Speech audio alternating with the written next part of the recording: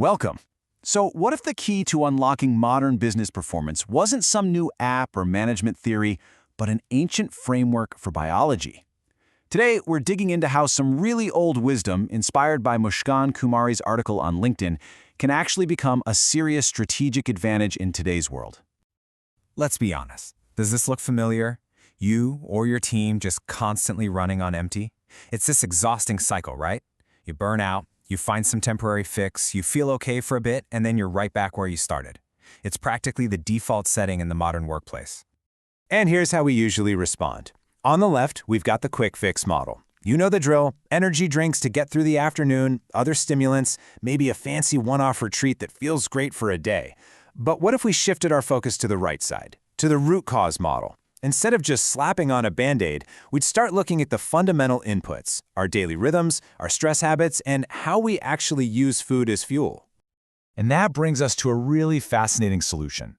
Let's start viewing Ayurveda not as some complicated, mystical thing, but as a straightforward, strategic framework for performance. A tool that is, believe it or not, perfectly suited for modern business. So what does that actually mean in a business context? Well, think of Ayurveda as a low-cost prevention model. It's all about optimizing the entire system, your body, for a much higher return on investment. The focus here is on these small, scalable habits that stop the bigger, way more expensive problems like chronic burnout from ever happening in the first place. Now, at the very core of this whole framework is a concept called Agni, which literally translates to digestive fire. You can just think of it as your body's biological engine. It's directly tied to your metabolism and, this is the crucial part, your cognitive energy. When your Agni is running smoothly, your focus gets sharper, and the quality of your decisions improves. It's the direct link between your gut health and your brain power. Okay, so that's the big idea. But how does this actually translate into action when you're a busy professional?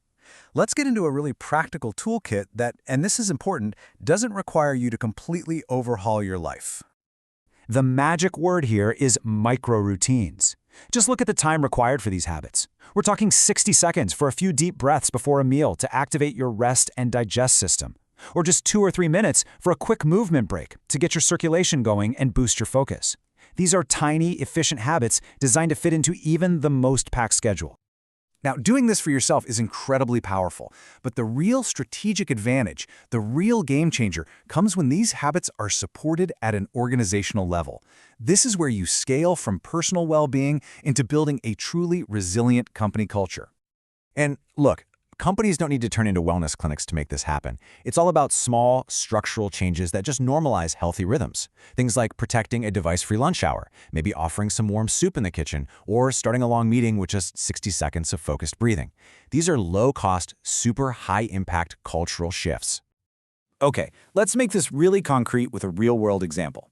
So picture a 45-person startup. They're dealing with 2 super common problems. More and more people are calling in sick, and they're hitting that classic afternoon productivity slump where nothing gets done after 2 p.m. So what do? Did they roll out some massive, complicated new wellness program? Nope. They just introduced 3 simple, low-cost, rhythm-based changes: a short device-free lunch, some warm soup in the pantry, and a quick breathing exercise before those long meetings. That's it. And check out the impact. In just 8 weeks, they saw real, measurable improvements across the board. Fewer sick days, much better focus in those afternoon meetings, and employee satisfaction scores went up. It just goes to show that small, consistent changes can deliver big results, and fast.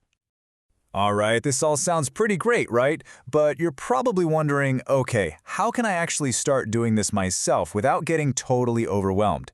Well, let's break it down into a simple 4-week plan that anyone can follow.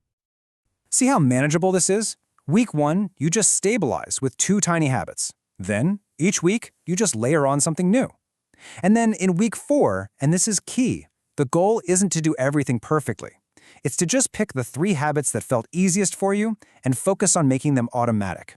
It's all about progress, not perfection. If there's one crucial point to take away from all of this, it's a fundamental shift in perspective.